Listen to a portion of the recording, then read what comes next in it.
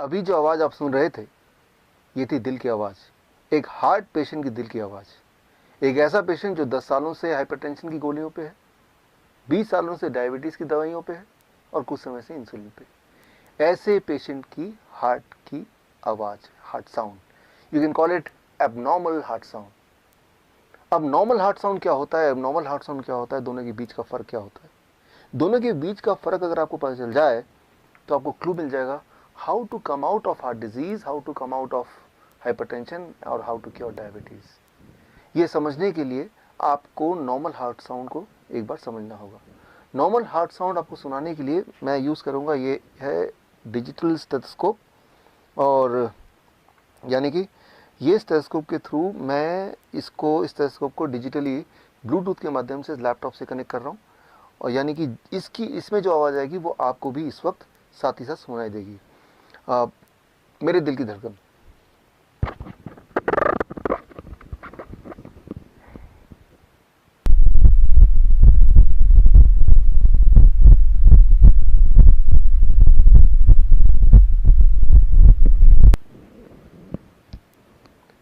अभी जो आपने आवाज़ सुनी ये है नॉर्मल हार्ट साउंड। वो जो आवाज़ थी वो थी एबनॉर्मल हार्ट साउंड। ये जो नॉर्मल हार्ट साउंड है इसमें आपने ध्यान दिया होगा तो आपने सुना होगा लब डब लब डब लब डब। वो जो हार्ट साउंड था उसमें भी था लब डब लब डब लब डब, लेकिन साथ में एक घिसने की आवाज़, एक रगड़ने की आवाज़। कैसे?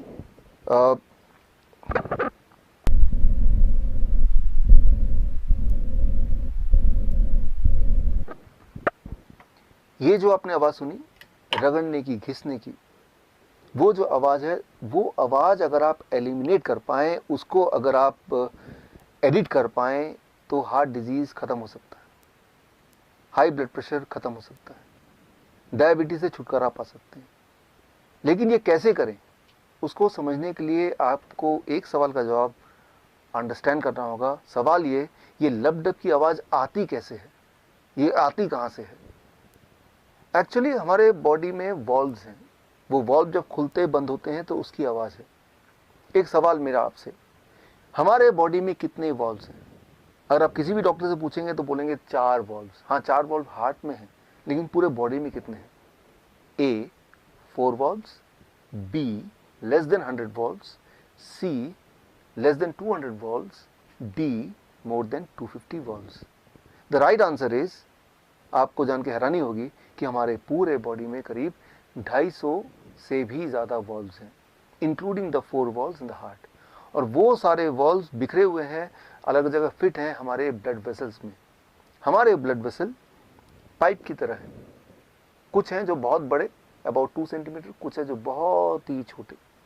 लेकिन सारे ब्लड वेसल को एक के बाद एक लगा दें तो करीब 1 लाख किलोमीटर, यानी कि पृथ्वी का 2.5 चक्कर के बराबर। और उन ब्लड वेसल के बीच में अलग अलग जगह पे फिट हैं वॉल्व्स।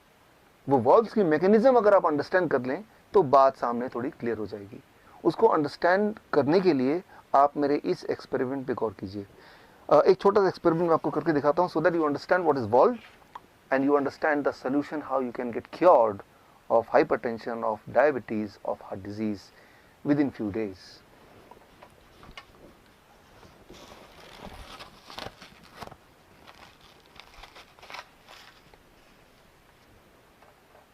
अब एक छोटा सा एक्सपेरिमेंट आपके सामने to make you understand what are valves and what are their functioning.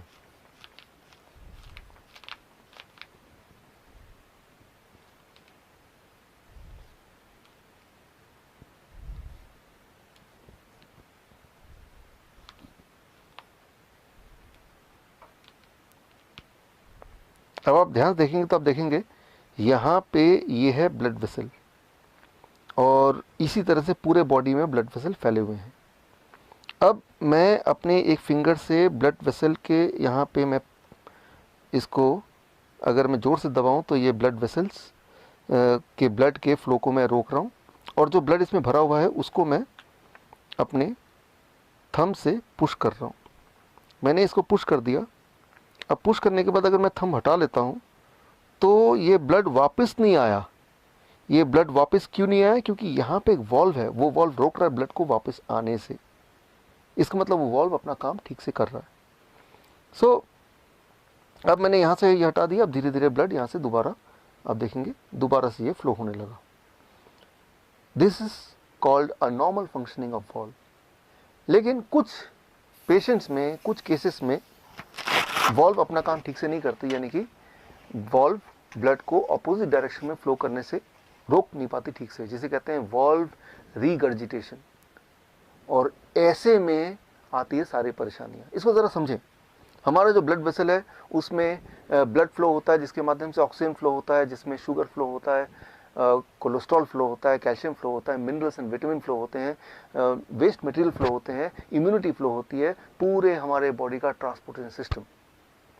और कुछ लोगों के केस में उस ट्रांसपोर्टेशन सिस्टम में, यानी कि ब्लड वेसल में, कहीं कहीं गड्ढे होने लगते हैं, और जिसकी वजह से शुगर का फ्लो ब्लड में ठीक से नहीं हो पाता, शुगर ब्लड में ही ठहरा रहता है। और तब अगर वो ब्लड आप लेते हैं, ग्लूकोमीटर में डालते हैं, तो हाई ब्लड शुगर दिखाता है। या फिर कुछ केसेस में वो गड्ढों में कोलेस्ट्रॉल जम जाते हैं, कैल्शियम जम जाता है, जो ब्लॉकेज बन जाता है। और ब्लॉकेज बनने से ये जो ब्लड वेसल की जो डायमीटर है वो थोड़ा कम हो जाता है। Less diameter means more pressure, high blood pressure. और आप हाई ब्लड प्रेशर की दवाइयाँ लेते हैं, वो दवाइयाँ इन गड्ढों को ठीक नहीं करता, उन ब्लॉकेज को नहीं छेड़ता। वो दवाइयाँ क्या करती हैं, आपकी हार्ट को कमज़ोर कर देता है ताकि प्रेशर कम हो ब्लड का। यानी कि वो एक प्रॉब्लम और जोड़ देता है। वो ब्लॉकेज को तो ठीक करता ही नहीं है, ऊपर से आपके हार्ट को कमज़ोर कर देता है। सिमिलरली ब्लड शुगर की जो दवाइयाँ आप लेते हैं, वो क्या करता है, शुगर को ब्लड से निकाल के कहीं और छुपा देता है, हार्ट में छुपा देता है, किडनी में डाल देता है, आंखों के पीछे छुपा देता है। और जहाँ भी वो छुपाता है, वो वाला ऑर्गन धीरे धीरे सड़ने लगता है। इसीलिए वो पेशेंट जो हाई ब्लड शुगर के पेशेंट है, जो डायबिटीज़ की गोलियाँ कई कई साल तक लेते हैं, वो अंधे हो जाते हैं, उनका हार्ट काम करना बंद कर देता है, उनका किडनी फेल होने लगता है, उनके एम्पुटेशन होना मजबूरी हो जाती है, क्योंकि वो पार्ट सड़ जाता है, सड़ने लगता है। यूँ मानो कि आपका घर है और आप झाड़ू लगा रहे हैं, और जो कचरा है वो डस्टबिन में ना डाल के, उसको बाहर ना फेंक के, आपने उसको बेड के नीचे छुपा दिया, आपने उसको अलमीरा के अंदर छुपा दिया। कुछ समय के लिए वो घर बिल्कुल साफ सुथरा लगेगा, लेकिन उसके बाद बदबू आने लगेगी, सड़न आने लगेगी। आप ऐसे घर में रह नहीं पाएंगे। आपका बॉडी भी एक घर है। ये जो ब्लड वेसल है, ये एक ट्रांसपोर्टेशन सिस्टम है। और कुछ लोगों के केस में उस ट्रांसपोर्टेशन सिस्टम के बीच में कई कई जगह पे गड्ढे गड्ढे गड्ढे गड्ढे होने लगते हैं, जैसे हमारे पूरे देश में सड़कों पर गड्ढे हैं। और अगर वो गड्ढों का मेंटेनेंस हो जाए, अगर वो रिपेयर हो पाए, तो आप हार्ट डिजीज से छुटकारा पा सकते हैं, या डायबिटीज से छुटकारा पा सकते हैं, हाइपरटेंशन से छुटकारा पा सकते हैं। और वो जो एबनॉर्मल हार्ट साउंड है, वो भी फिर गायब हो सकता है। लेकिन उसके लिए क्या करना होगा, गड्ढों को भरने के लिए? अनफॉर्चुनेटली अभी तक ऐसी कोई दवा नहीं आई जो कि उन गड्ढों को भरे। लेकिन हाँ, कुदरत ने आपके बॉडी में एक ऐसी ताकत दी है जिससे आपका बॉडी खुद ही एक तरह का गैस प्रोड्यूस करता है, जिसे आप बोलते हैं नाइट्रिक ऑक्साइड। और वो गैस जब एक लेवल से ज़्यादा प्रोड्यूस होने लगता है, तो वो ब्लड वेसल की मेंटेनेंस करने लगता है। So that is Nobel prize winning science 1998। So वो जो गैस है, जिसे कहते हैं नाइट्रिक ऑक्साइड, वो ब्लड वेसल के इनर लाइनिंग, जिसे बोलते हैं एंडोथेलियम लेयर, उसी में प्रोड्यूस होता है, जिससे वो गड्ढे भरने लगते हैं, वो ब्लॉकेज खत्म होने लगते हैं, ब्लड ट्रांसपोर्टेशन सिस्टम स्मूथ होने लगता है, और जिससे आपका ब्लड प्रेशर नॉर्मल रहने लगता है, आपकी ब्लड शुगर नॉर्मल होने लगती है, आपका हार्ट ठीक से काम करता है, और एकदम से आप ठीक हो सकते हैं, ठीक हो जाते हैं, अगर आपका बॉडी नाइट्रिक ऑक्साइड प्रोडक्शन को बढ़ा दे। अब सवाल यह है कि हम क्या करें कि हमारी बॉडी का नाइट्रिक ऑक्साइड प्रोडक्शन बढ़ जाए। उसके लिए I have to refer the China study, the biggest ever study of human nutrition disease. Human nutrition disease के बीच का जो कनेक्शन है, उसका सबसे बड़ा जो स्टडी है, जिसे बोलते हैं चाइना स्टडी, जो 2005 में रिलीज हुई थी। उस स्टडी के अनुसार कोई भी इंसान अगर whole plant food in its natural state में अगर खाने लगे, तो कुछ एक दिनों में ये जो लाइफस्टाइल डिजीज है, उससे वो आज़ादी पा सकता है। लेकिन इसको मैं आपको समझाता हूँ 3 सिंपल स्टेप में, how to implement the China study recommendation in your life in 3 step, so that you can be free of lifestyle disease, including hypertension, including diabetes, including heart disease, within few days. Those 3 steps are, as you can see on the screen. Step 1, 12 बजे तक जो भी कुछ आप खाएं, वो हो सिर्फ और सिर्फ फल, फ्रूट्स एंड फ्रूट्स। कोई भी 3-4 तरह के फल, वो मीठा हो, खट्टा हो, कैसा भी फल, वो केला हो सकता है, आम हो सकता है, चीकू हो सकता है, अमरूद हो सकता है, जो भी फल आपको पसंद हो, 3 से 4 तरह का फल जो अवेलेबल हो लें और वो एज ए ब्रेकफास्ट खाएं। कितनी quantity? It depends on your body weight. Let's say my body weight is 70 kg into 10, 700 grams or more of 4 kind of fruits, 3 to 4 kinds of fruits of your choice. एक बार में खाएं, 2 बार में खाएं, 4 बार में खाएं, 12 बजे तक आपको खाना है सिर्फ और सिर्फ फल, फल और फल। जितना ज़्यादा खाएंगे उतना अच्छा रहेगा, राइट? नो रोटी, नो चपाती, नो चाय, नो ब्रेड, नो बिस्किट, सिर्फ और सिर्फ फल, फल और फल, भरपूर खाना है। अब लंच, जब भी आप लंच में बैठें 2 प्लेट लेके बैठें, प्लेट 1 एंड प्लेट 2। प्लेट 1 में 4 तरह के ऐसे वेजिटेबल जो आप कच्चा खा सकते हैं, खा सकें, जैसे टमाटर, मूली, गाजर, ककड़ी, सो ये इस तरह के, या खीरा, इस तरह के सब्जियां आप लें 4 जो कच्चा खा सकें, और जो कच्चा नहीं खा पा रहे हैं क्योंकि उनके दांत कमज़ोर हैं तो वो थोड़ा स्टीम कर सकते हैं। कच्चा ज़्यादा फायदेमंद है, लेकिन अगर नहीं खा पा रहे हैं किसी वजह से तो थोड़ा स्टीम कर सकते हैं। 3 से 4 तरह की ऐसी सब्जी जो कच्चा खा सकें या स्टीम करके खा सकें वो लें। और कितना खाना है, it depends on your body weight. That is my body weight is 70 kg into 5, that is 350 grams और मोर, या फिर उससे ज़्यादा, 3 to 4 kind of vegetable. This becomes your plate 1। पहले आपको प्लेट 1 इतना खाना है, और इतना खाने के बाद अब प्लेट 2। प्लेट 2 में आपके घर का बना हुआ रोटी, सब्जी, दाल, चावल, vegetarian food with less oil and less salt. कितना खाना है? जितने में आपका पेट भर जाए। आपको लग रहा होगा कि इतना सारा प्लेट 1 यानी कि रॉ वेजिटेबल खाने के बाद क्या मैं प्लेट 2 खा पाऊंगा? पहले 2-3 दिन में शायद नहीं खा पाएंगे, लेकिन उसके बाद आप नोटिस करेंगे कि जितना ज़्यादा प्लेट 1 खाएंगे उतना आपका एपिटाइट बढ़ेगा, उतना आपका हंगर बढ़ेगा, उतना ज़्यादा आप प्लेट 2 भी खा पाएंगे। यानी कि आपकी जो बॉडी की मेटाबॉलिज्म है वो रेट बढ़ जाएगी, आपके जो खाने की कैपेसिटी वो बढ़ जाएगी, और आपका जो एनर्जी लेवल है वो भी बढ़ जाएगा। सो मैं आपको कोई चीज़ मिस नहीं करने बोल रहा हूँ, मैं सिर्फ ये बोल रहा हूँ कि आपके एक्चुअल लंच से पहले प्लेट 1 यानी कि रॉ वेजिटेबल, वो भी एक पर्टिकुलर मात्रा या उससे ज़्यादा, अकॉर्डिंग टू द फॉर्मूला, जैसे मैंने बताया, आपका बॉडी वेट इंटू 5। ये है आपका लंच। डिनर का सिर्फ 2 रूल हैं। पहला रूल कि डिनर हमेशा 7 बजे से पहले फिनिश करने की कोशिश कीजिए, और दूसरा रूल, डिनर में भी आपको वही करना है जो मैंने आपको लंच में बताया, वो है प्लेट 1 एंड प्लेट 2।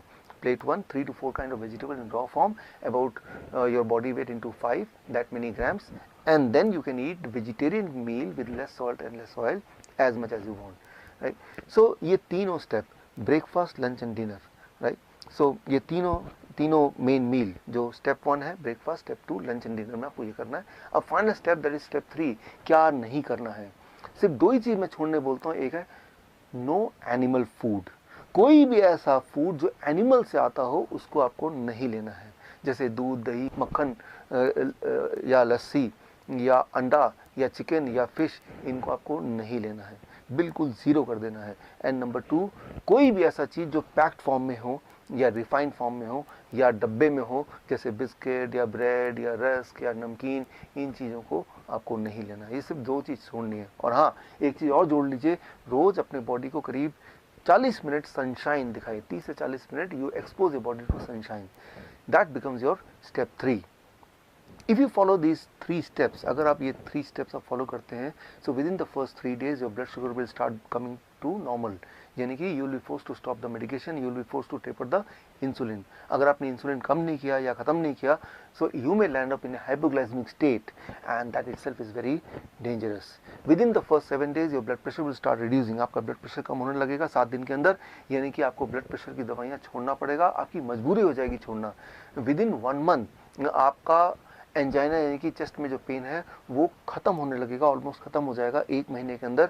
आप जब चढ़ेंगे 3 मंजिला भी तो आप हाफेंगे नहीं।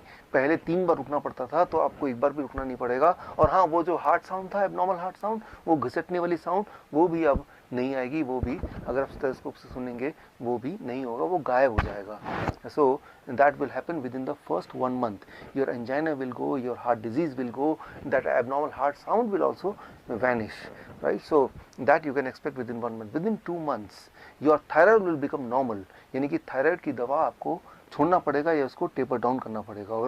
और अगर आपने ऐसा नहीं किया तो हाइपोथायराइड का हाइपरथायराइड भी हो सकता है, जो कि अगेन एक बहुत बड़ी प्रॉब्लम है। And with in the first 3 months आपका बॉडी वेट नॉर्मल में रेट में आ जाएगा, यानी कि normal BMI in a healthy weight category में आ जाएगा। And this all will happen with in the first 3 months of following this diet in these 3 steps. कई बार मेरे पास पेशेंट आते हैं, वो बोलते हैं डॉक्टर साहब मैंने आपकी रिकमेंडेशन को फॉलो किया और 3 महीने के अंदर मेरा ब्लड शुगर, मेरा ब्लड प्रेशर, मेरी हार्ट डिजीज़, बॉडी वेट हर एक में फ़ायदा हो गया, अब मुझे इस डाइट पे कब तक रहना है। मैं उनको एक ही उदाहरण देता हूँ, और वो उदाहरण ये कि मान लो कोई आदमी आपके पास आता है पूरी तरह से कीचड़ से लथपथ, आपको बोलता है कि मुझे साफ़ होना है, मुझे क्या करना है। आप बोलेंगे जाइए जाके नहा लीजिए। वो नहा के साफ़ सुथरा होकर आता है, बोलता है कि मुझे कब तक नहाना है। अरे भाई, जब तक आपको साफ रहना है, यानी कि जीवन में हर दिन। सिमिलरली आपका जो ब्लड वेसल है वो रोज ही टॉक्सिन उसमें भर जाते हैं, जम जाते हैं, और रोज ही उसकी मेंटेनेंस होने की आवश्यकता होती है। यानी कि रोज ही आपके बॉडी में नाइट्रिक ऑक्साइड का एनफ मात्रा में प्रोडक्शन होना बहुत आवश्यक है, और वो तभी हो सकता है जब ये डाइट आप लगभग रोज फॉलो करें। हाँ, एक छूट मैं आपको दे सकता हूँ, दैट इज चीटिंग डाइट। हफ्ते में एक दिन आप कभी पार्टी में जाते हैं, कभी पिकनिक में जाते हैं, कभी कोई बर्थडे एक्सेट्रा में जाते हैं, तो एक दिन के लिए you can enjoy the flexibility, you can ignore these rules and you can eat whatever luxury food you want to eat। लेकिन वो सिर्फ हफ्ते में एक दिन, वो और वो अभी नहीं, आज से 3 महीने तक ये डाइट फॉलो करने के बाद जब पूरी तरह से आप बीमारी से आज़ाद हो जाएंगे, दवाइयों से आज़ादी मिल जाएगी, तब हफ्ते में एक बार you can go for a cheating diet. यानी कि मैं ये बोलना चाह रहा हूँ कि you are enjoying the social celebration also and you are enjoying the good health also। ये डाइट अगर आप फॉलो करेंगे तो आप बीमार पड़ नहीं सकते, और जो बीमार हैं वो बीमार रह नहीं सकते। This is doctor Vishwaroop Roy Chowdhury. All the best. Jai Hind. Thank you.